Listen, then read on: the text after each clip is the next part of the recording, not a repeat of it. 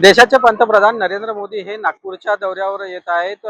काही वेळानंतर ते नागपुरामध्ये दाखल होणार आहे. त्या पार्श्वभूमीवर रहाटे कॉलनी परिसरामध्ये जो चौक आहे, या चौकामध्ये त्यांचं मोठ्या प्रमाणात होर्डिंग लावून स्वागत केलं जात आहे.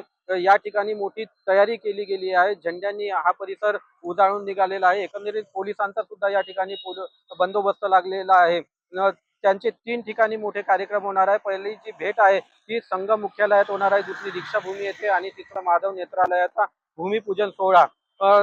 मोदी पंतप्रधान झाल्यानंतर तिसऱ्यांदा पंतप्रधान झाल्यानंतर संघ मुख्यालयात पहिल्यांदाच येत आहे.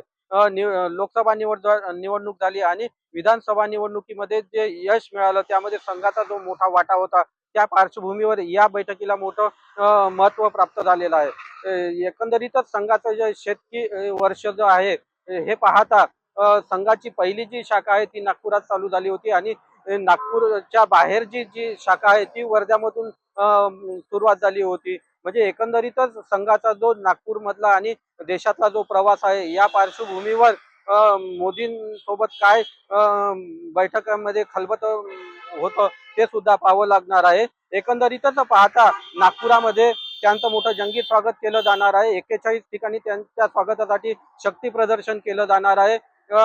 या कामी पोलिसांच्या जवळपास 5,000 पोलिसांचा सुद्धा बंदोबस्त लावण्यात आलेला आहे. Narendra Modi, news 18 Lokmat, Rahate colony, Nagpur.